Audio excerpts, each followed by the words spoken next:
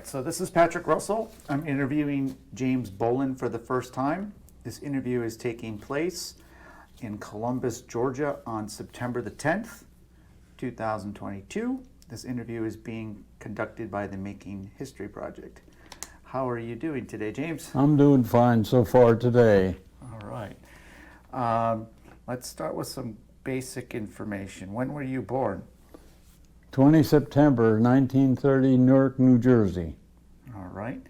And what was that hometown like where you grew up? Basically, my older years were at Scotch Plains, New Jersey. All right. And can you describe your hometown a little bit?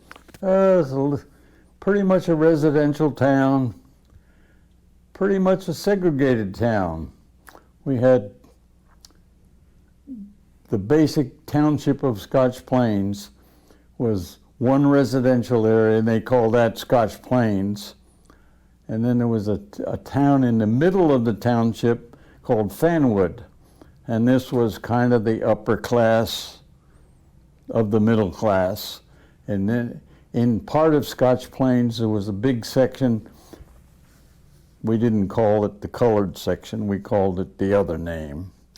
And they even had their own school, then up to the fifth grade or sixth grade, and then they transferred to the high school, which was a combination of junior high and senior high, which was Scotch Plains High School, which I graduated from in 1948. All right. And did you play any sports when you were in high school? I did play football, but in my senior year, it was found out that several of my cohort's friends and I had been playing semi-pro football and being paid. So we were disinvited. They even deleted all reference to us from the yearbook.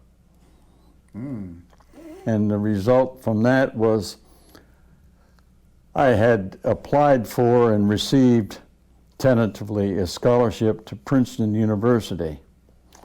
And it was once they found out that I was in the semi-pro business, I was out. They sent me a very nice letter explaining the situation, signed by the president of the university. Unfortunately, that letter was destroyed in my house fire in 1966. I would have liked to have kept that as a souvenir, kind of, but it's gone. The lessons of our youth. What's that? The lessons of our youth. Yes. And when did you join the military? Actually, my real military service started in June of 1951, and I went through all that training, and then I went to Korea. All right. What type of training did you do? Basically, it was infantry training, pretty much light and heavy weapons training, and that was it. All right. You enlisted? Well, I was in enlisted status, so I was a draftee. Okay. And what were you doing right before the military? Before I went into service? I was a carpenter's apprentice. Okay. And I did pretty well, but a carpenter's apprentice means in the wintertime you were kind of out in the cold. And New Jersey's not the icebox of the world, but it's very cold. Yeah. And did you have other family members that served in the military? All of my brothers served in the military. But my nearest brother, Ted, he was drafted and he served in the Army band at the First Army in Massachusetts. My next brother, Wayne, was in the Air Force. He served 6 years in the Air Force. And my youngest brother, Richard, he served 17 years in the Army and ran into an unfortunate circumstance where he got in some trouble and they denied him from re-enlisting. Okay. So you have a family history of military service. Yeah, my father was in the Navy Reserve, and he got out in the early 20s. And how did your family feel about you joining the military? They were not really enthusiastic, but they never posed any objection to it. And I had a very understanding father and mother. The example, at age 15, I wasn't quite 16 years old, and they let me take off for a whole summer on my own, hitchhiking. I hitchhiked across Pennsylvania into upstate Buffalo, New York, and found a farm job which I stayed on all summer, independent. Okay. That was an adventure. And yes, And so which branch of service? Was it the Army? the Army. And so then did you eventually, well, you were in the Army, and in which unit, division were you in? I was in the 3rd Infantry Division, All right. And then did you eventually ship off to Korea? eventually. All right. And what did you end up doing in Korea? And from when to when? I was an INR, in the INR platoon. Okay. And can you tell me what that entails? That entailed, just going out on reconnaissance on foot, no mechanical, and going on long-range patrols, find out intelligence, coming back with it, and just passing it on. And no, I was never involved in any intensive combat. As far as we fired a few shots, but it wasn't shoot and be shot. Okay. And are you a private at this time, or what is your rank? I eventually became a private. I was private first class and corporal and then whatnot. All right. And then how long were you in Korea for? I was in there, I think I was about 8 months, and I came down with what they thought was hemorrhagic fever. They treated me and sent me back to Korea, so it couldn't have been too serious. They never did give a positive diagnosis of hemorrhagic fever. Okay. And when you returned, did you do something different, or was the same work? Well, they assigned me back, and I was in the 82nd Airborne Division. But the people around me were so much more experienced than myself. I figured I'm never going to get promoted here. I'm the very junior man, and everybody running around me is senior. So I went to officer candidate school. Okay. And what happened as a result of that? I finished up there. I went to the 82nd Airborne Division, and I was there about 3 months, and I got orders for Korea. I went back to Korea, All right. this time as an officer. All right. And I went to the same regiment, but I was in a different status. I was in one of the infantry battalions, and I had a variety of jobs in the infantry battalion. My last official job there, I was a pioneer in the P&A battalion, or company. In other words, we did all the digging of the latrines and ditching of the cantonment areas, putting up the tents and constructing minor stuff like the platforms that we used in the tents and stuff like that. And while I was there, there came a requirement for what they called an AFAC, Armed Forces Assistant to Korea company, a temporary thing where they formed a company of people who had some kind of carpentry and construction experience, and a bunch of the what we called the Katusas, which were the Koreans. They were infused in our unit, and I took a company of those south, and we constructed buildings in the Korean village, a school and warehouses and stuff like that. Okay. And when I came back, it was time to go home. All right. And going home, so then you returned to the United States. What year was that around? That was 1950. It was the winter of 54, 55. I actually reported to Special Forces exactly on the 2nd of January 55. All right. So you went from infantry, now you were into the Special Forces. Yeah. And you applied for that, and what was the... I didn't apply. Oh, they moved you. I was just Selected. because I had been involved in the 15th Infantry when we were on line with line crossers. The line crossers were going, the people would bring them up to be, these were Koreans, to be line crossers through the lines and going in.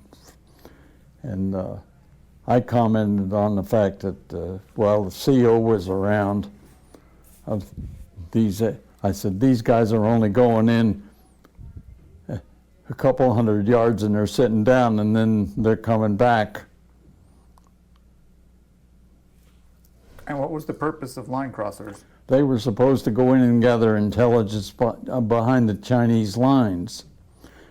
But you can't gather intelligence when the Chinese lines haven't even been pierced hardly. So you're saying they weren't doing their job? They weren't doing their job, so this captain that came up said, listen, he called me a wise ass. I was only a lieutenant, so I just said, like, yes, sir. Mm-hmm.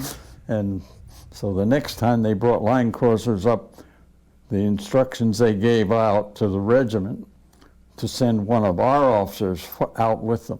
And that was me. I'm sure that was deliberate, because there were 5 or 6 of us available, and I was the guy. Because I had my big mouth got me in trouble. Okay. And I took them in about 3 or 4 miles and left them, came back by myself. Mm-hmm. Scared to death.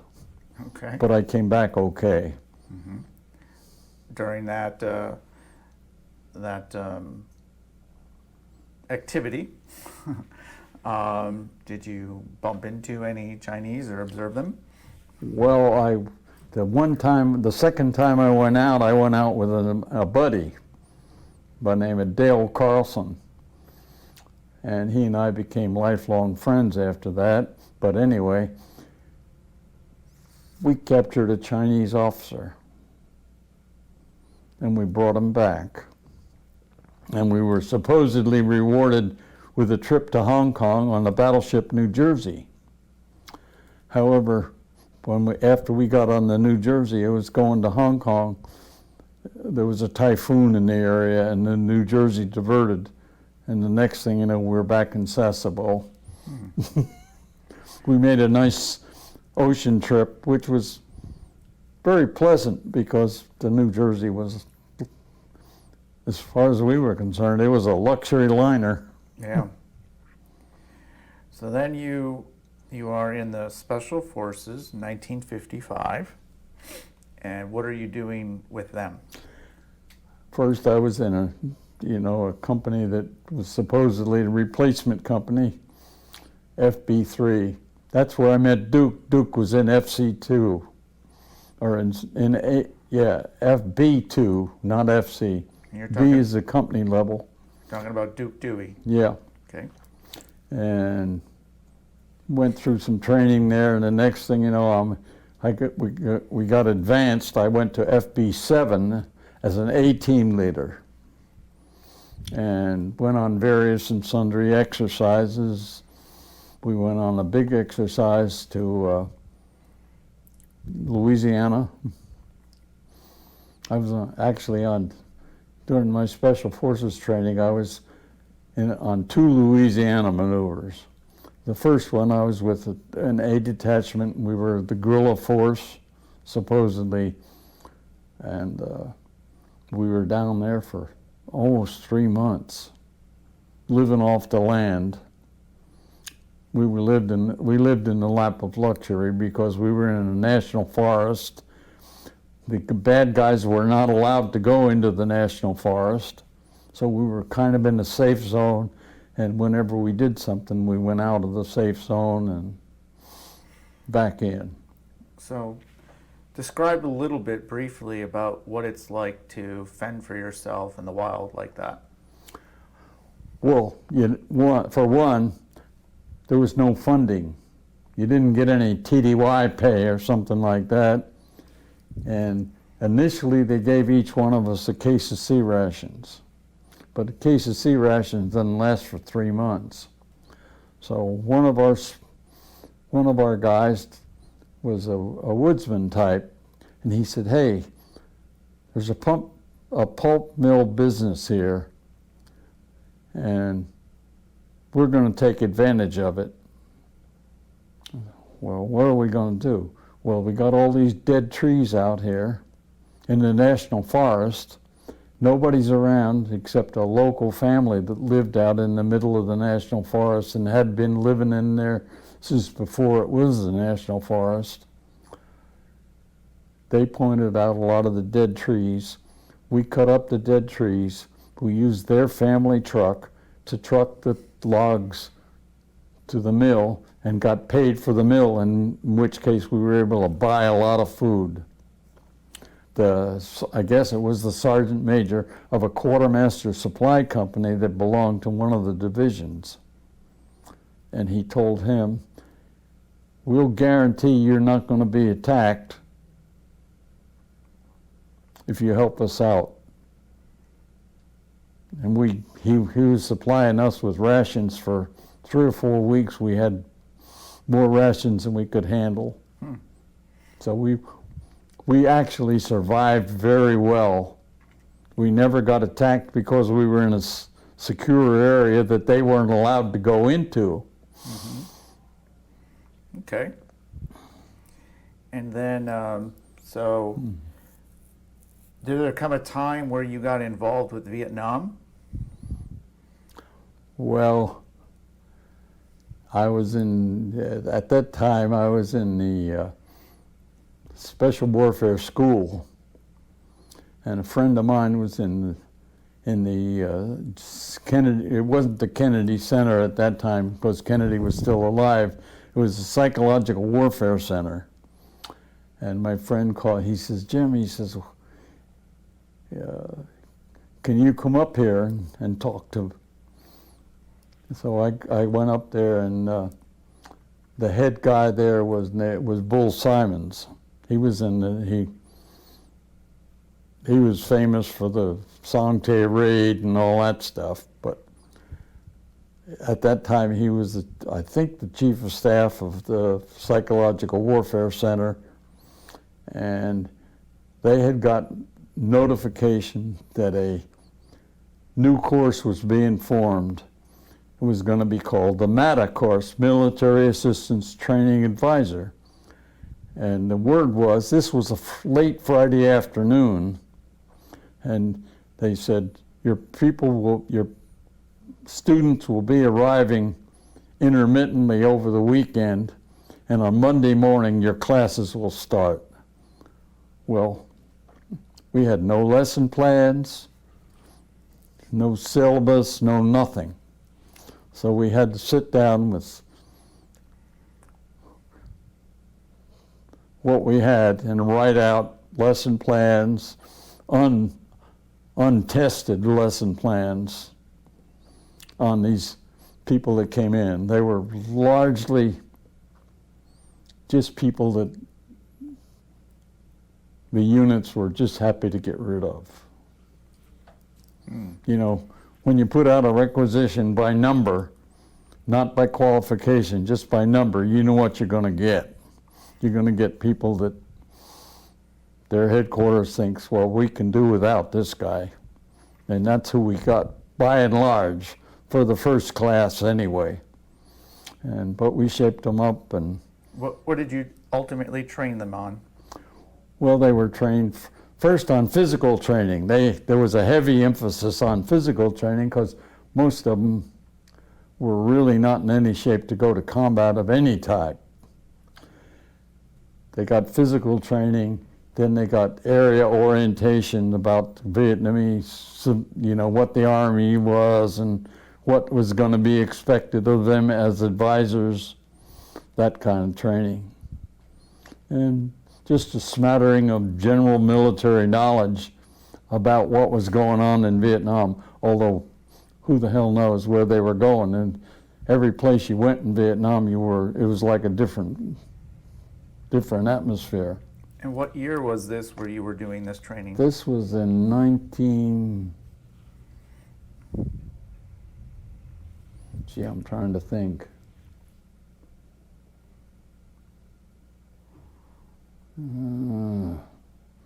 It had to be 60, 61, 62 when the Vietnam thing was first starting. That's when they went in. They were the first group that Kennedy sent in. And they were all to be advisors. They were purely advisors. There was no combat organization or anything. It was strictly advisors. And the standing joke was MATA didn't stand for Military Training Advisory Group. It stood for Mill around till ambushed. Okay. And did you ultimately deploy to Vietnam at some point? Yes. When was that? That was shortly after that.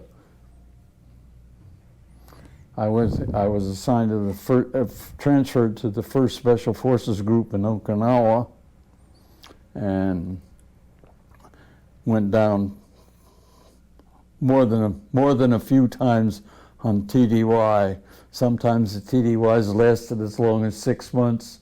Some of them lasted only a few days, depending on what their needs were down there. If a team got wiped out or whatever, or reduced in size, that they had to have a replacement team came in, that's who the 1st group furnished those people, because the 5th group, which was just being formed in Fort Bragg. And then when the 5th group was sent to Vietnam, the reduction TDYs from Okinawa kind of tailed off, but up until that time, we were their total source of supply for replacements. And what is TDY? Temporary duty. Okay. So you were still in the Special Forces when you ultimately deployed to Vietnam? Yes. Okay. And do you recall where you first deployed to? My first deployment was, I was assigned to, at this time I was a major, and I was deployed to a place called Song Bay, Detachment B-34, 5th Special Forces Group. I was supposed to be the executive officer, but the person I was supposed to replace had falsely put himself in for an early release and return to CONUS. So when they caught that up, I was kind of at loose ends, and one of the A detachments had the commander got sick and was medevaced, and I asked the commander of B-34 if I could just go out there and take over for a few days until they had a replacement. Well, I was out there almost 6 weeks until we had a big combat operation, which was extremely successful. And the result of that, group headquarters found out that I was out there. A major should not be in an A detachment in the field because it's a captain's position. And the group commander said, I should be reassigned, and I was reassigned to command detachment B-31, which is a little further south in a town called Swanlock, and I was the B detachment commander, plus I was the provincial senior advisor under the MAC-V complex. And while you're doing this, what exactly are you doing on a daily basis? Well, we had one of the primary things we did was we were under the MAC-V thing. We had a advisor capacity for training of Vietnamese forces. They were called Regional Force and Popular Force, and they were just quasi-military, not online soldiers. They were trained to provide security in their particular villages, and they were under direction of the province chief, essentially. We trained them. The most successful operation we had, though, was when we trained one of our companies. Their village was located right next to what had been a popular Viet Cong ambush site. And of course they were a target. And my two sergeants that said they were going to go down there and live for a month. They didn't ask me to do it. They told me they were going to do it. As typical Spartans, competent NCOs often told their officers the same thing.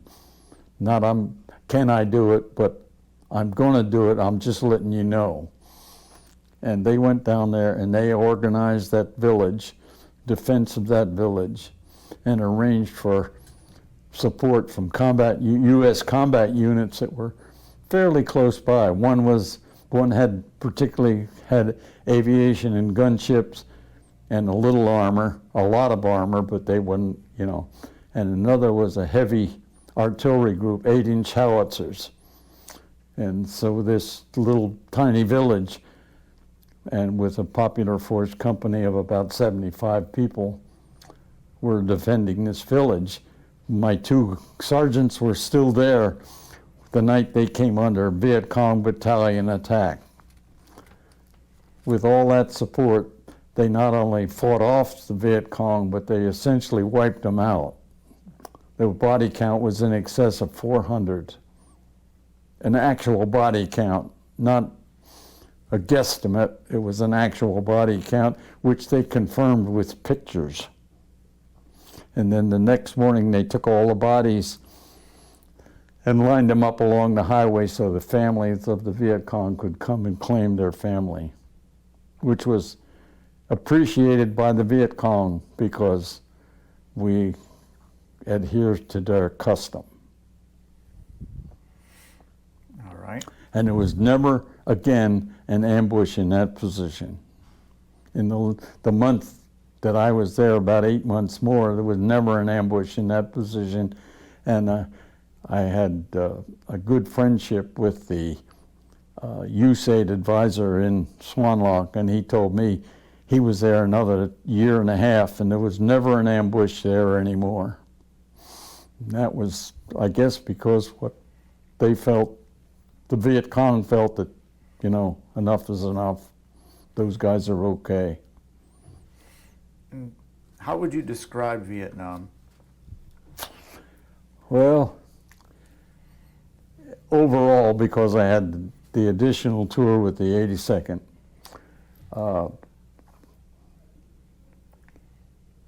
the troops were good if they got good leadership. But the problem was with their leadership, it was 90% political. Once you got above the grade of captain, it was definitely all political. And they were essentially, many of them, not all, but many of them were corrupt. In other words, they were paying off people. They were cheating us, the Americans, and then they were cheating their own people. And they were largely ineffective. But when push came to shove, their combat troops functioned pretty damn well. Toward the end of the war, you know, I've had people tell me, oh, they wouldn't fight. They fought like hell. They took heavy casualties at the end of the war because they were under attack by heavy forces that they were unable to defend themselves against. They had no air support. The Vietnamese Air Force was relatively weak. And of course the North Vietnamese didn't have any Air Force to speak of, but they had heavy armor. The Vietnamese had some armor, but not enough to defend against a widespread attack that they eventually overran them.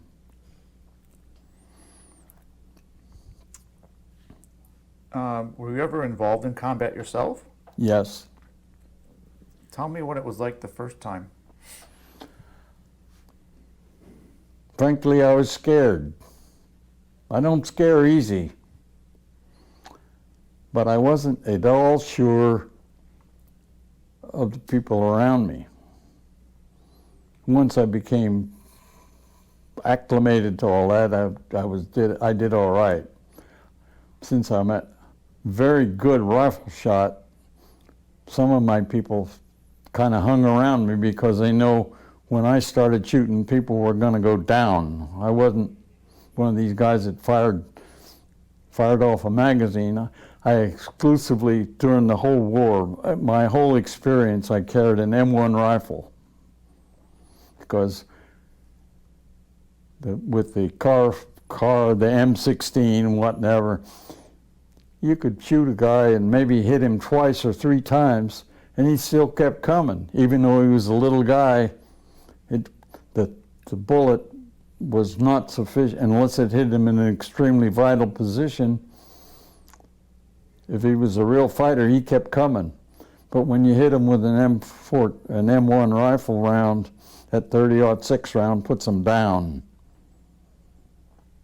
And it has a longer range than many of the Viet Cong were armed with bolt-action rifles. Early on, they didn't have, as they did later, the AK-47.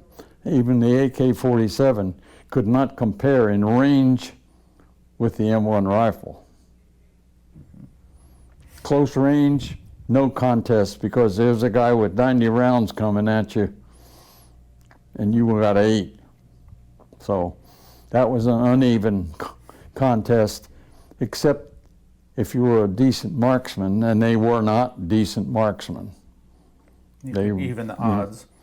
And the AK-47, when you start firing it on foot, it's like any submachine or machine gun or rapid fire, even the M16. When you start firing it with, 10-round bursts, the gun climbs and you don't hit anything but thin air. The M1 rifle, when you shoot it, it doesn't climb. Every shot is an aimed shot, hopefully. And aimed shots are what count. Did you ever suffer any injuries while in Vietnam? None. I mean, I got blown off my feet, but I never qualified for a Purple Heart. And while you mentioned earlier the 82nd Airborne, how did you get involved with them? Well, when I rotated out of Vietnam for the 5th Special Forces Group in October of 97, or 57, 67, I came back expecting to go to Special Forces. Special Forces, I was told by the career management people at Fort McNair that they were assigning me to the 82nd Airborne Division because of my extensive Vietnam experience. They weren't my card would pop out of the machine every time a requirement came in. I was going to be going to the 82nd Airborne Division because, to quote them, they never go anywhere. So I went to the 82nd Airborne Division, and a guy who I knew before from Special Forces, at that time it was Colonel John Bennett, and he said, I'm sending you down to a battalion that the battalion commander is nearing the end of his service as a battalion commander, but the battalion is essentially the weak sister of the 3 battalions in the brigade. And I want you to be the force behind that for a while. I said, but I was a passed over major at that time. And he said, well, I'll take care of you. So I went down and I did exactly that. I was, as one sergeant told me, he says, Jesus, we didn't know they were going to send the Tiger over here. But I was a disciplinarian with a battalion at that time, and their discipline was non-existent as far as I was concerned. Their formations, where they were supposed to turn out 25 or 35 people, there'd be 6 or 7 in the formation. All the rest of them were excused for some reason, or doing other duties, which, what other duty do you do 6 o'clock in the morning for a PT formation that you need to be excused? So I did that for about 2 months, and by fortune, I was promoted. And now what are you? The reason I was promoted to lieutenant colonel, I ran into a friend called, at the time he was Donald Blackburn Colonel, but he became a brigadier general, and he said, what the hell are you doing down here as a major? You should be a lieutenant colonel. I said, I got passed over. And it seems that he had been on the promotion board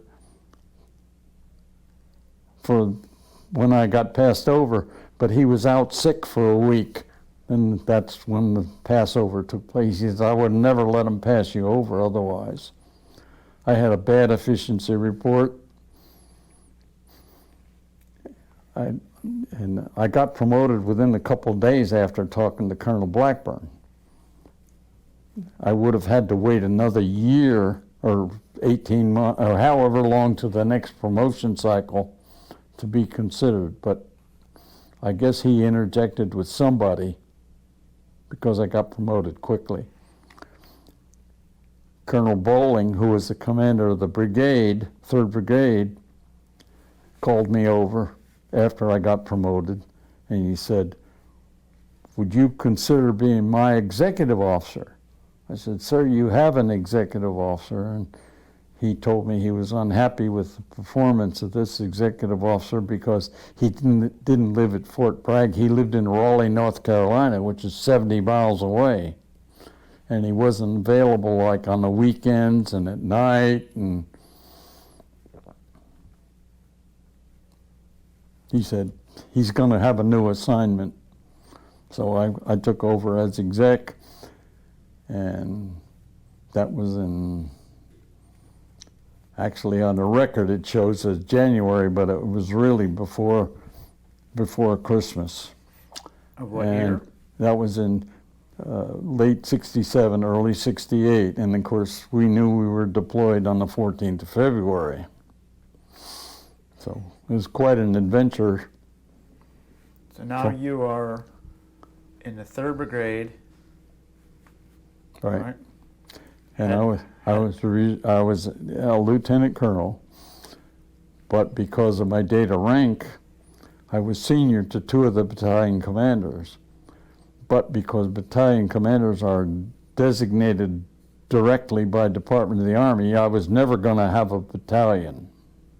I was going to be the executive officer, which satisfied me. I was doing all right. I had never expected that I would get promoted beyond major. I thought that, you know, I had almost 18 years service at the time. It's hello and goodbye. At the time, I was the only extended active duty field grade officer in the division. All the rest of them were regulars. And I continued on. When we deployed to Vietnam, Colonel Bolan said, I'm going to put you in charge. Then when they decided they were going to move the whole brigade up to Hue, Colonel Bolan decided he was going to keep the trains area at Chulai. And he said, you're going to be the trains officer. That's what I was. Myself, and there was there was a major. And we were the only two officers there.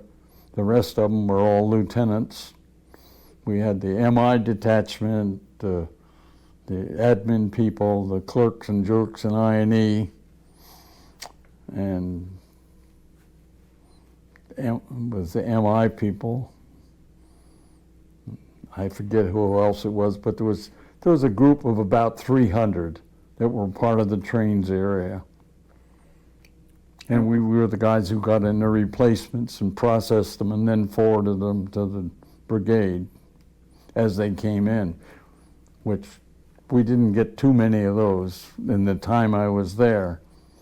I only lasted until the end of March, and in March word came out, people who had served previously, recently in Vietnam, got sent back to the world, and that's when I got back. I left the last part of March back to Fort Bragg with a group. I had a group of about 180 people. There were that many of us that were already, you know, we were deployed having recently come back from Vietnam. But, you know, soldier goes where he's told to go. So, as a lieutenant colonel in Vietnam, you were there for almost 2 months? Yeah, almost 2 months. Okay. And then they sent you back to the world, back to the States. Yep. All right. And then what did you end up doing? Well, I went back to Fort Bragg, 82nd. I got back there. There were no lieutenant colonel slots available in the division. Most of them were Department of Army directed assignments to start with, and the few that were not available. So they said, "You're okay, you got to go to 18th Airborne Corps."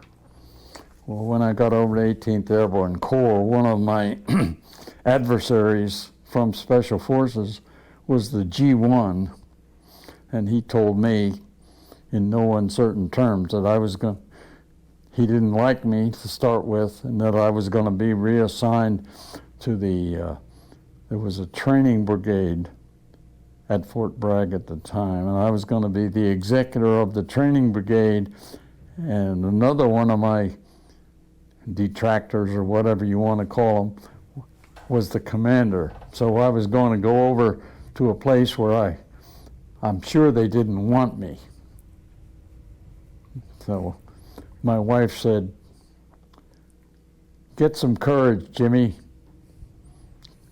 Get your ass up to the Pentagon, and all these generals and VIPs that are telling you anytime you need help, give me a call." So, and she said, "Don't start at the bottom, start at the top."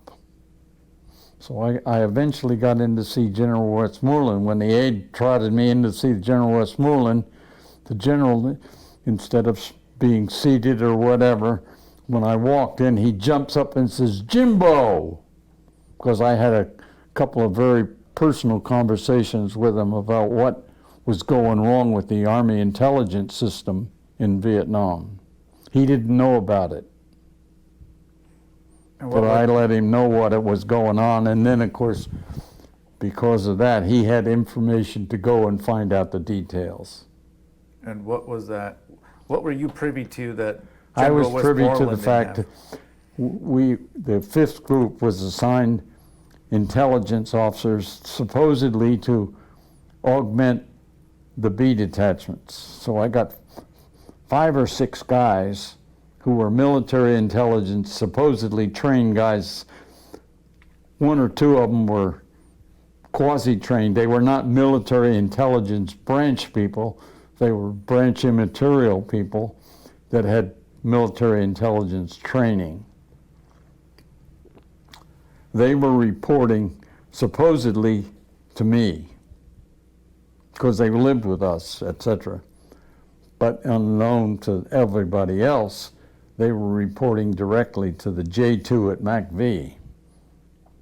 And they were reporting stuff that was essentially, I considered, bullshit. They put themselves in for combat infantry badges as a result of going out and having a night ambush with no contact. No shots were fired or anything.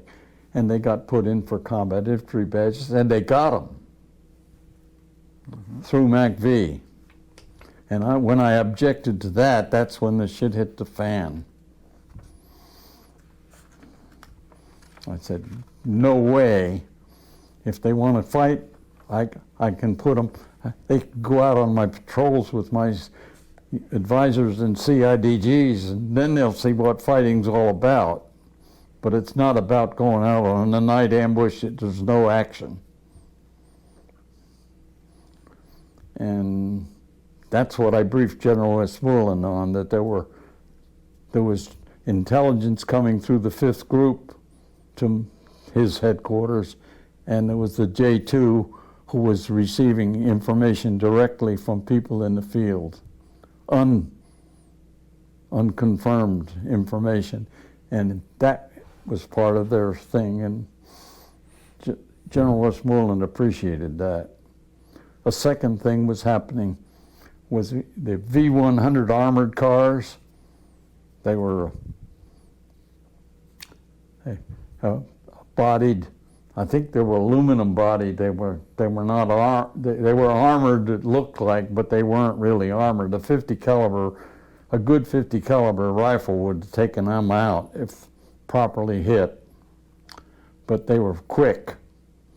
And what we had before at the province were World War II English armored cars, which were slow and relatively undefendable. They were wore out.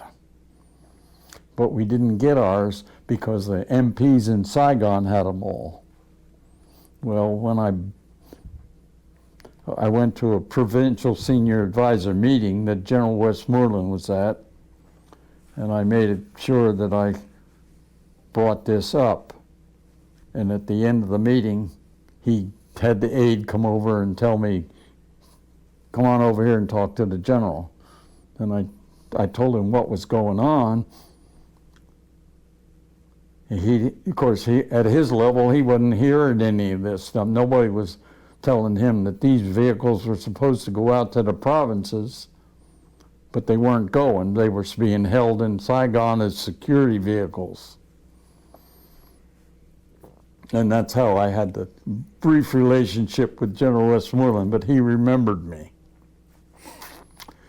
So the result was, he told the aide something, then he told me, he says, you and Sergeant Major Dunaway, who brought me in there, which I knew from the 5th group, he says, you and George go for lunch and come back later. So we went for lunch. We came back. The general was gone, but one of the junior aides was there, and he said, your instructions are to go over to career management, which was over at Fort McNair on the other side of the river. And I walked in there, and the chief of the Army Infantry branch said to me, he says, I don't know who you know over there, important son of a bitch. Here's your orders. You're going to Hawaii for a jump slot, but you got to be there in 30 days. Well, when I got there, I found out there was no urgency for me to get there because it was an Army Reserve advisor group, and there was essentially nothing really going on. but that's where I was assigned, What's a jump slot? with a jump slot. No, what is a jump slot? A jump slot means you qualified for parachute pay, Okay. and $110 a month came in pretty handy most of the time. All right. So what happened then? You ended up going over to Hawaii? I was in Hawaii. A lot of the advisor slots were vacant because Army Reserve duty was not a high priority. And we were getting in, we finally started getting replacements. They were young, mostly, several of them were captains, but most of them were first lieutenants. And their only experience was basic training, whatever, for a short period of time, and then Vietnam. So they didn't learn the things that you need to do administratively in the Army. You know, what you have to do personnel-wise and all that other routine. And nobody was training them. The group commander was a senior full colonel who had been passed over, I learned. However, he was one of those that was going to hang on for 5 years until they forced him out. And he insisted on these lieutenants and stuff perform like the lieutenants in his day who had 5 or 6 or 7 or 8 or even as much as 10 years company grade experience, wanting them to write stuff and do things, and he would criticize them verbally in front of everybody about being stupid. Well, uneducated doesn't mean you're stupid. So I interjected myself because by this time I was his executive officer, and I insisted that he let me handle the training. And he blistered at that, and I gave them some training. At least they had somebody to talk to that knew what the hell was going on. And that lasted. In addition to that, as the other advisors from some of the senior units departed, I got that job too. So I was not only the executive officer, but I was advisor to 2 or 3 units that had full colonel commanders. And I was very busy because these units drilled at nighttime, generally during the week. They didn't drill on the weekend. The Special Forces was the units that basically drilled on the weekends because they put 2 or 3 days together. Another lieutenant colonel came in, and he was a week senior to me. And he politicked with the group commander, and the group commander, of course, he was glad to get rid of me. So he said, you go back, you're going to be the advisor to Ninth Corps headquarters and blah, blah, blah. I was happy to leave his office. And I went back out because then I went through my whatever training, et cetera, I went through that year and a half till my retirement. Okay. And then that would be the end of your time with the 82nd Airborne. Well, that was in 1971, and I was in the advisor group. My time in the 82nd Airborne ended in March of April of 1968 when I left Vietnam. Got it. Okay. What was your proudest moment while in the military? The proudest moment I had was when I was serving as executive officer, when Colonel Bolan told me when he was departing with the first people that were deployed, he said, "You're in charge." He said, "Talk to Colonel Bennett, and he'll give you a complete orientation of what he expects from you." So I still had 2 battalions of troops. I had the 1st of the 508 and the 2nd of the 1st of the 05. The 2nd of the 05 was the ones that went with Colonel Bolan. Most of them anyway. So I was responsible for all the rest. And I was having to fight off all the congressmen that were calling, you know, got to get Johnny. Johnny isn't supposed to go. And I told them that was completely out of my hands. They had to go higher up the step ladder, the rank ladder, to get to me. That was far below my decision making. And the 2 other brigade commanders objected strongly to we taking people out of their we were augmenting the brigade, and they raised hell about it with me. And I said, hey, talk to Colonel Bennett. And he squared them away, and we didn't have any trouble after that. We were supposedly getting what they considered to be a lot of support for moving in, you know, but it was terrible. You had people who didn't know beans about the Airborne telling us how to do things.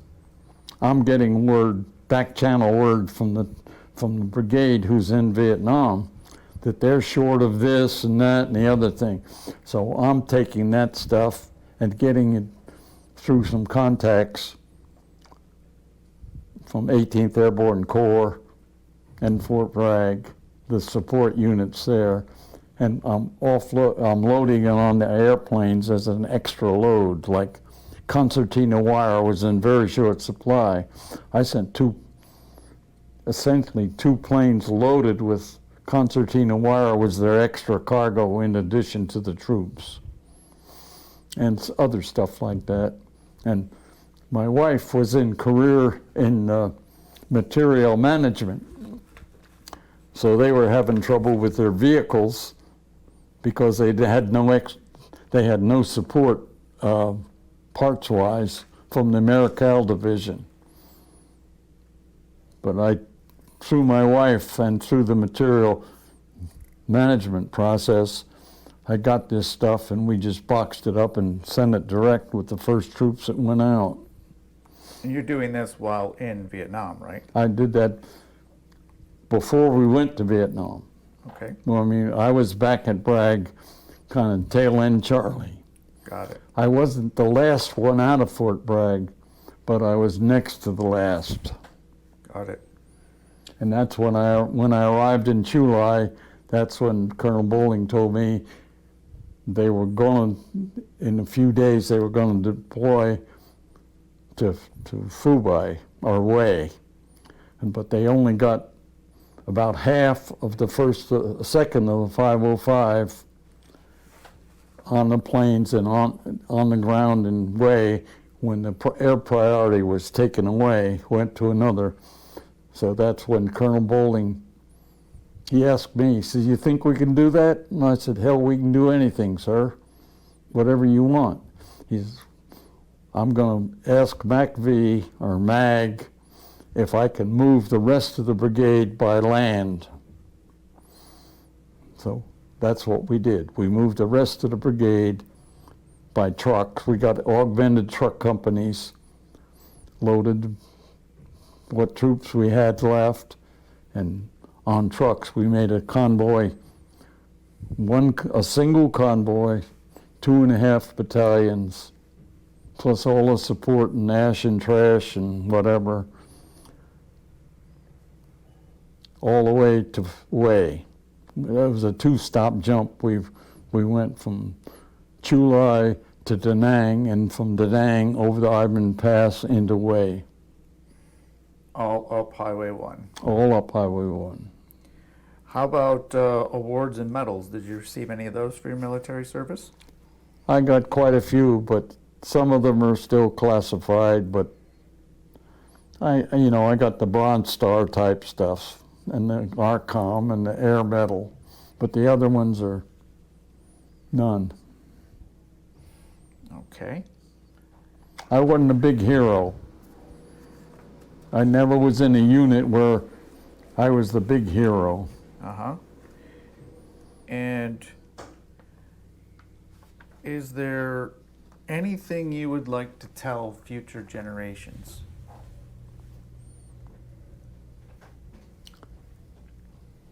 Be quasi-independent, but be an obedient soldier. When you're a soldier, you do what you're told. But if you think it's wrong, don't be afraid to say so. Because sometimes the commander will tell you to do something that he's not really familiar with, but he needs to tell somebody to do it. And if you come back to him with a reasonable solution, a lot of times a good commander will recognize a reasonable solution that's better than the one he proposed, and he'll go along and he won't hold it against you. The real assholes will hold it against you. But we have those too. They're few and far between, but they're out there. Okay. Well, that sounds like very sound advice, James. I want to thank you so much for taking the time to sit with me and to tell your story. And I want to thank you for everything that you've done for our country. I appreciate that. Thank you very much.